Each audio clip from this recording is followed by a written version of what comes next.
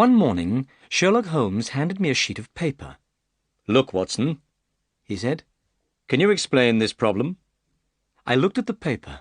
To my surprise, it was covered with a line of strange pictures. These pictures looked like little dancing men. "A child must have drawn these," I said. "Where did you get this piece of paper, Holmes?" "It arrived by post this morning," answered Holmes. "A man called Hilton Cubitt of Riddling Thorpe Manor in Norfolk sent it to me. Mr. Cubitt is coming to see me today." "There's a ring at the doorbell, Watson. Perhaps that's Mr. Cubitt now." A moment later, a tall gentleman entered the room. He had a handsome face with clear blue eyes and looked very strong and healthy. This gentleman shook hands with both of us. Suddenly, he caught sight of the strange drawings. "Here's a mystery, Mr. Holmes," he said. "What do you think of these drawings?" "They look like children's drawings," replied Holmes. "But why do you think they are important?" "I don't, Mr. Holmes. But these drawings are making my wife very frightened. That's why I've come to see you. I want to find out what they mean." Holmes held up the paper, so that the sunlight shone through it. It was a page torn from a notebook, and the markings on it looked like this. Holmes examined the paper carefully. Then he folded it up and put it in his pocket. "This is a most interesting and unusual case, Mr. Cubitt," he said. "Please, tell us your story from the beginning." The picture sequence from the cinema has finished. You can look at it once more if you want. "I'm not very good at telling stories," said Mr. Cubitt. "But first, I want to explain something. I'm not rich, but I come from a very old and well-known family. My family's lived at Riddling Thorpe Manor in Norfolk for nearly 500 years. Last year, while I was visiting London, I met an American lady called Elsie Patrick. Elsie and I became friends, and soon fell in love. I didn't know anything about Elsie's family or her past life, but I decided to ask her to marry me. The day before our wedding, Elsie spoke to me. "I've had some very sad things happen to me in my past life, Hilton. I've done nothing wrong, but I wish to forget my past. Please promise me you will never ask me anything about it. If you are unable to make this promise, then please go back to Norfolk and leave me." So, I promised Elsie I would never ask her anything about her past life.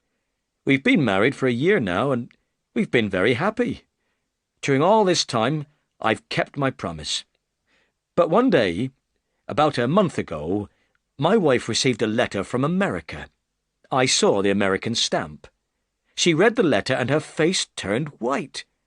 Then she threw the letter in the fire. She said nothing, but from that time there's been a look of fear on her face. Mr. Holmes, my wife is a very good woman. I'm sure she's not done anything wrong in her past life. But Elsie knows I am very proud of my family. My family's long history is very important to me. She would never do anything to upset me. Perhaps that's the reason she's afraid to tell me her troubles." "Please go on," said Holmes. "Well," continued Mr. Cubitt, "yesterday morning a strange thing happened.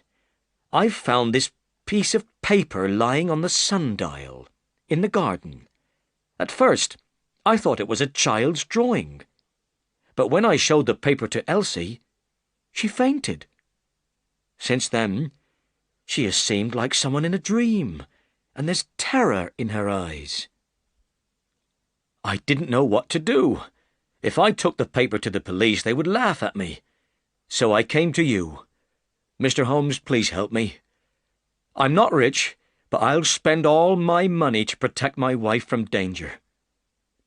I was sorry for Mr. Cubitt. He was a good man, and I saw that he loved his wife very much. Holmes did not speak for some time. "Mr. Cubitt, don't you think," he said at last, "you should ask your wife to tell you everything?" "But I promised Elsie I would never ask her about her past," replied Hilton Cubitt. "If she wants to tell me something, she will, but I will not ask her to tell me." "I'll be pleased to help you," said Holmes. "I believe there is a meaning in the pictures of the dancing men, but I need more information before I can say what it is. Go back to Norfolk. If there are any more pictures of dancing men, make a copy of them for me. If anything important happens, I'll come to Norfolk at once." The picture sequence from the cinema has finished. You can look at it once more if you want. During the next few days, Holmes was very quiet. Several times he looked at the paper with the dancing figures on it. Then, one afternoon, about a fortnight later, we had another visit from Mr. Cubitt. He seemed worried and tired. "My wife hasn't told me anything yet, Mr. Holmes," he said. "But I have more pictures of dancing men, and more important, I've seen the man who draws them. But I'll tell you everything that has happened. The morning after I visited you, I found another line of dancing men. They were drawn with chalk on the tool house which stands in the garden, near the house. I made this copy." Hilton Cubitt unfolded a paper and laid it on the table. "Excellent," cried Holmes. "Please, go on." "After I made the copy," continued Mr. Cubitt, "I cleaned off the marks. But 2 days later, another drawing appeared. Here it is." Holmes was delighted. "We're beginning to get a lot of information," he said. "I decided to find out who was drawing these pictures," went on Hilton Cubitt. "So the next night, I took my gun and sat beside a window which looks out onto the garden. At about 2 o'clock in the morning, my wife came into the room. She was wearing her nightclothes. She asked me to come to bed, but I refused. 'No, Elsie,' I said. 'I want to see who is drawing these pictures.' Suddenly, I saw Elsie's face turn very white in the moonlight. She was looking out of the window. I looked out of the window, too. I saw something moving near the toolhouse. A dark figure came slowly round the corner of the toolhouse and stopped beside the door. Immediately, I picked up my gun. I wanted to run out of the house, but my wife caught me in her arms and held me back. By the time I got outside, the man was gone. On the toolhouse door was the same drawing I copied before. I looked everywhere, but I couldn't find the man. However, in the morning, when I looked at the toolhouse door again, I saw a second line of dancing men. This new line is very short, but I made a copy, and here it is." Hilton Cubitt gave another piece of paper to Holmes. I could see that Holmes was very excited. "Tell me," he said, "was this second line of figures separate from the first?" "It was on a different part of the door." "Excellent," cried Holmes. "This last drawing is very important. It makes me feel hopeful. Please, continue your interesting story." "I've nothing more to say," replied Hilton Cubitt, "except I was angry with Elsie for holding me back. I'm sure she knows who this man is and what these pictures mean. Now I must go back to Norfolk. Elsie is very frightened, and I don't want to leave her alone at night." "Well," said Holmes, "please leave these pictures with me. I will examine them carefully. I think I'll be able to solve the mystery soon." The picture sequence from the cinema has finished.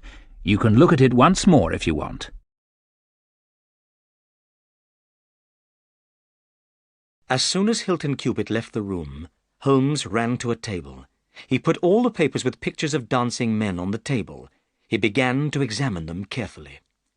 For the next 2 hours, Holmes worked hard examining the papers. At last, he jumped up excitedly.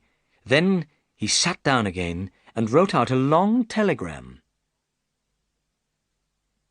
"As soon as we get an answer to this telegram, Watson," he said, "we'll visit Mr. Cubitt in Norfolk. I have some important information for him." I was very curious about the telegram.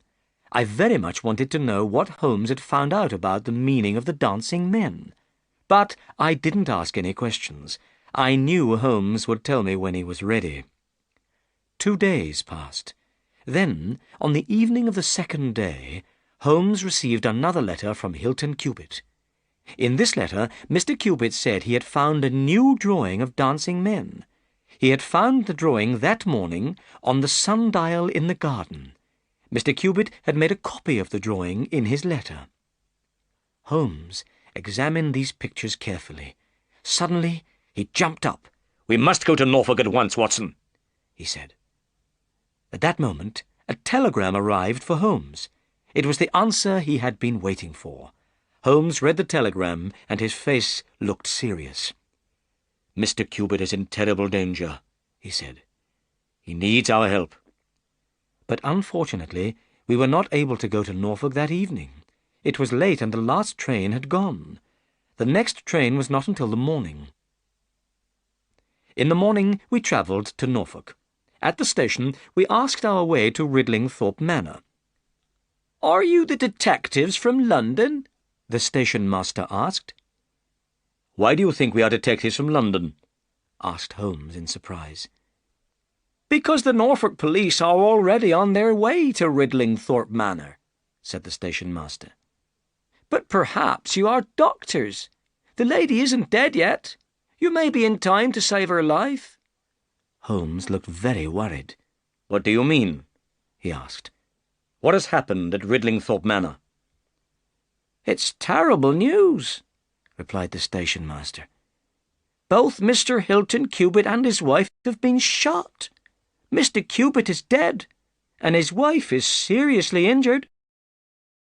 The picture sequence from the cinema has finished. You can look at it once more if you want. At once, Holmes hurried to a carriage. During the journey to Ridlingthorpe Manor, he did not speak at all, but I could see he was very worried. Holmes had known that Hilton Cubitt was in danger, but he had not arrived in time to save his client. At last, we could see a large old house through the trees. This was Ridlingthorpe Manor. As we came near the front door, I saw the tool house and the sundial in the garden. These were the places where Hilton Cubitt had found pictures of dancing men. A carriage was standing outside the front door, and a small man was getting out. This man introduced himself as Inspector Martin of the Norfolk Police. Holmes introduced himself to Inspector Martin. Inspector Martin was very surprised when he heard my friend's name. "But, Mr. Holmes," he said, "the crime was committed only a few hours ago, at 3 o'clock this morning. How did you get here from London so quickly?" "When I left London, I didn't know a crime had been committed," replied Holmes. "I was on my way here to prevent a crime, but I've arrived too late. Now, Inspector Martin, shall we work together on this investigation, or do you want to work alone?" "I'd be very pleased to work with you," replied the inspector. "Good," said Holmes. "Then let's try to find out what happened." At that moment, the doctor, an old white-haired man, came downstairs from Mrs. Cubitt's room. The doctor said the lady was very badly injured, but that she would not die. The bullet which wounded Mrs. Cubitt had gone into her brain. The gun which fired the bullet had been very close to her. Hilton Cubitt had been shot through the heart. A gun had been found lying halfway between the two bodies. 2 shots had been fired from the gun. But we did not know if Mrs. Cubitt had shot her husband first and then shot herself, or if Mr. Cubitt had shot his wife and then killed himself. "Has Mr. Cubitt's body been moved?" asked Holmes. "No," replied the doctor. "We had to move the lady. We couldn't leave her lying injured on the floor." "Who found the body?" 2 of the servants," said the doctor. "Then let's hear their story," said Holmes. The 2 women told their story very clearly. They had been awakened from their sleep by a loud noise. A minute later, they heard another noise. Both women ran downstairs from their rooms. The door of a downstairs room was open, and Mr. Cubitt lay dead on the floor. Near the window, his wife was sitting with her head against the wall. One side of her face was red with blood. The window was shut, and the room was full of smoke and the smell of gunpowder. Immediately the two servants sent for the doctor. When he arrived, they carried Mrs. Cupid upstairs. The servants did not understand why the crime had been committed. Mr. and Mrs. Cupid had been in love with each other and had never quarrelled. "Tell me," said Holmes. "when did you first notice the smell of gunpowder?" "When we ran out of our rooms upstairs," replied the women. "Good," said Holmes. "Now let's examine the room downstairs." The picture sequence from the cinema has finished. You can look at it once more if you want. The room was small, with a window looking onto the garden. Mr. Cupid's body lay on the floor. "You can take away the body now," said Holmes. Then he turned to the doctor. "Have you found the bullet which injured Mrs. Cupid?" he asked. "No," replied the doctor. "The bullet is still somewhere in her brain. We will have to operate to remove the bullet." "We know that 2 bullets were fired from the gun," said Inspector Martin, "and we know where each bullet went. 1 bullet killed Mr. Cupid, and the other injured his wife." "Yes," said Holmes. "But what about the 3rd bullet? The bullet which passed through the window frame?" He turned suddenly and pointed to a hole in the bottom of the window frame. This hole was the exact shape and size of a bullet. "Wonderful!" cried Inspector Martin. "Then 3 shots were fired, not 2. A 3rd person was in the room." "But, Mr. Holmes, how did you know a bullet had passed through the window frame?" "Well," said Holmes, "you remember that the 2 servants smelt gunpowder as soon as they left their rooms?" "Yes," said the inspector, "but I still don't understand." "The servants' rooms are upstairs, but the gun was fired downstairs. So the smell of the gunpowder must have been blown from this room to the rooms upstairs. Therefore the window must have been open. A 3rd person could have stood outside the window and fired through it. If somebody inside the room fired at this person and missed, the bullet would pass through the window frame." "I understand," said Inspector Martin. "But when the servants entered this room, they said the window was shut." "That was because Mrs. Cupid had just shut it," replied Holmes. "But what's this?" A lady's handbag was standing on a small table. I saw it was full of money. The money was tied together. We counted 20 50-pound notes. "This money is important evidence," said Holmes. "And now let's find out where the 3rd bullet went after it passed through the window frame." We all went outside into the garden. There were flowers planted underneath the window. The flowers were broken, and there were large footprints on the ground. Holmes searched in the grass. Suddenly he bent forward and picked something up. It was the missing bullet. "I think, Inspector," he said, "that our case is nearly solved." "But, Mr. Holmes," said the inspector, "who was this other person, and how did he get away?" "I will tell you later," said Holmes. "First, I want to know if there is a place near here called Elridge's." We asked the servants, but none of them had ever heard the name. Then the boy who worked with the horses remembered a farm with that name. This farm was a very lonely place, many miles away, near a village called East Rushton. Holmes thought for a moment.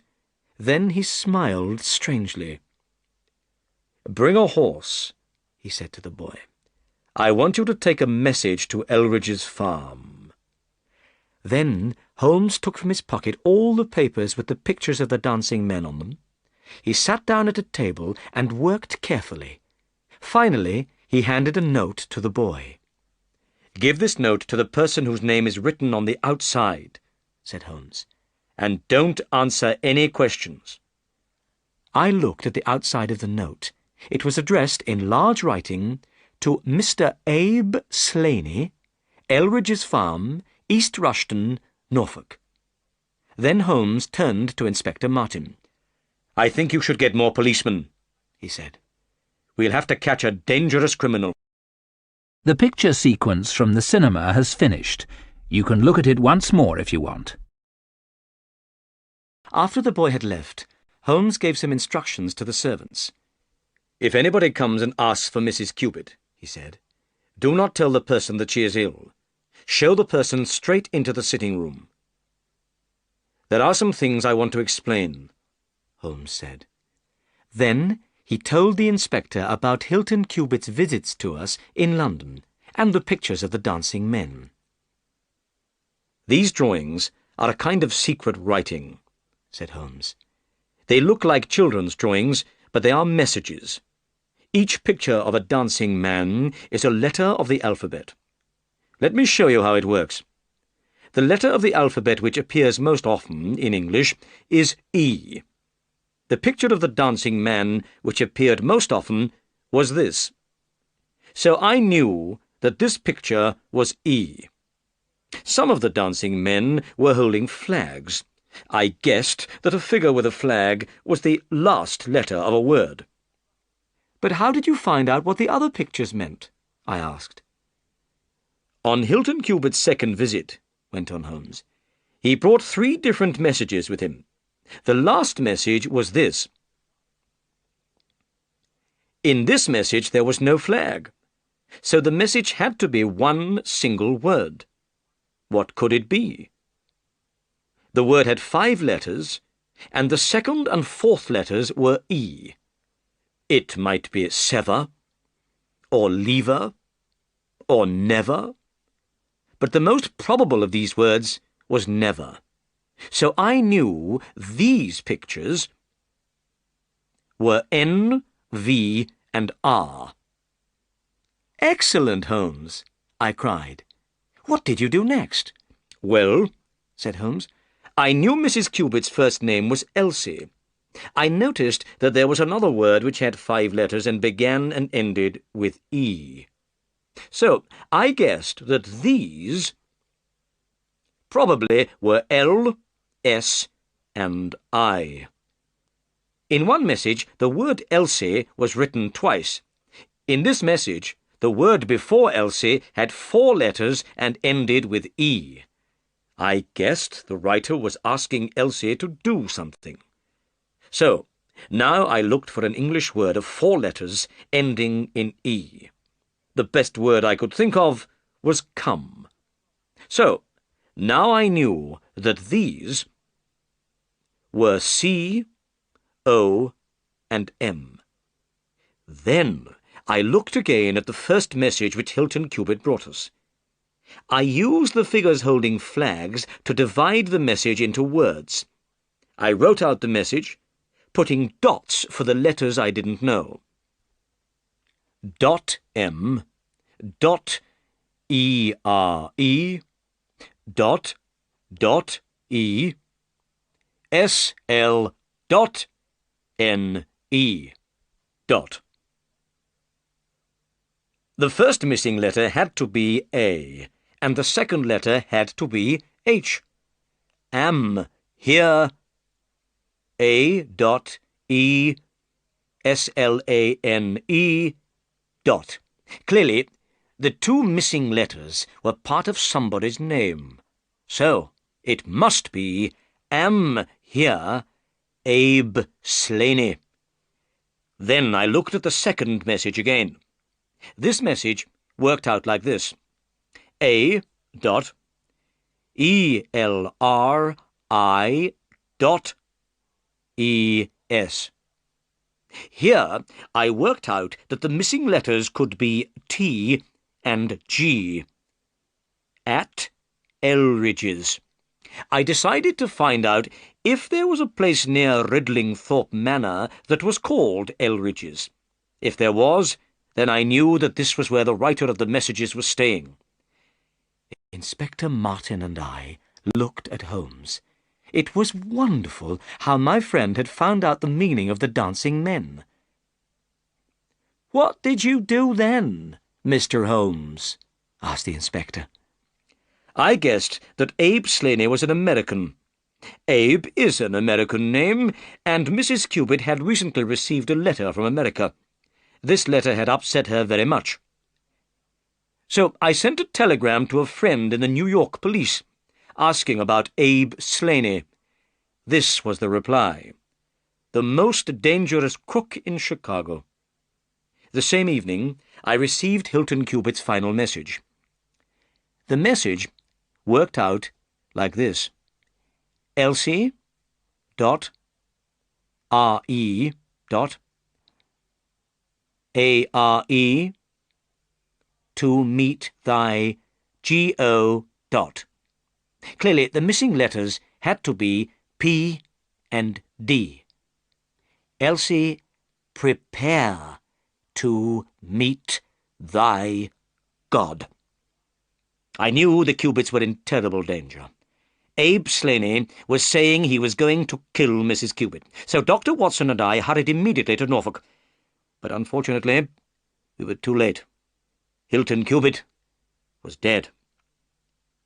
"But what about Abe Slaney, Mr. Holmes?" asked Inspector Martin. "If he is the murderer and he's at Elridge's, he may escape." "Don't worry," said Holmes. "He won't escape. He's coming here." "Here?" said Inspector Martin in surprise. "Why should he come here?" "Because I have written and asked him to come here." Holmes stood up and walked to the window. "Look! Here he is." The picture sequence from the cinema has finished. You can look at it once more if you want. A man was coming up the path. He was tall and handsome, with a large black beard. The front doorbell rang loudly. "Hide behind the door," said Holmes quietly. "This man is very dangerous, and we must be careful." We waited in silence for a minute. Then the sitting-room door opened, and a man stepped into the room. At once, Holmes put a gun against his head, and Inspector Martin put handcuffs on his wrists. The man looked at us. His black eyes looked angry. "I received a note from Mrs. Cupid," he said. "Where is she?" "Mrs. Cupid is badly injured," replied Holmes. "Her life is in great danger." The man cried out. He sat down on a chair and put his face in his hands. "I didn't know she was injured," he said. "I shot her husband when he tried to kill me, but I would never injure Elsie. I love her more than anything in the world." Suddenly the man looked up. "Wait," he said. "If Elsie is badly injured, who wrote this?" He opened his hands and threw a note onto the table. "I wrote it to make you come here," said Holmes. "You wrote it? But how could you know the meaning of the dancing men?" "I worked out what the figures meant," replied Holmes. "But now, tell us your story." "All right," said the man. "If Elsie dies, it doesn't matter what happens to me. My name is Abe Slaney, and I've known Elsie since she was a child. Her father was head of a gang of crooks in Chicago, and I was a member of the gang. Elsie's father thought of the secret writing of the dancing men. The members of the gang used it to send messages to one another. Elsie and I were engaged to be married. But Elsie hated her father's business, and she didn't want to be married to a criminal. So she ran away to England. She met and married this Englishman, Hilton Cupid. I wrote to Elsie, but she didn't answer my letters. In the end, I came to England and stayed at Elridge's farm. I knew Elsie understood the pictures of the dancing men, so I left messages where she would see them. In the messages, I asked her to come away with me, but her only answer was, never. Then Elsie wrote me a letter. She said she would meet me at 3 o'clock in the morning, when her husband was asleep. She brought money with her. She offered me the money and asked me to go away. I became angry and tried to pull her through the window. Just then, her husband rushed in carrying a gun. He fired the gun at me and missed. At the same moment, I shot at him, and he fell down dead. I ran across the garden. As I ran, I heard the window shut behind me. I've told you the truth, gentlemen. I didn't know Elsie was hurt. She must have shot herself after I left." While Abe Slaney was talking, a carriage arrived with 2 policemen in it. Inspector Martin turned to his prisoner. "It's time for us to go, Slaney. Goodbye, Mr. Holmes. I hope I'll work with you again one day." As the carriage drove away, I saw the note which Abe Slaney had thrown on the table. This was what Holmes had written.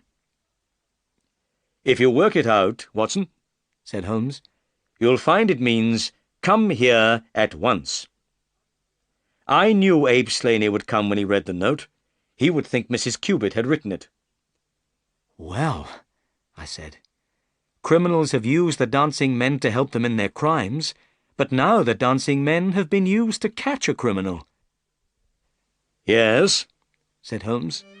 "the dancing men have finally done some good."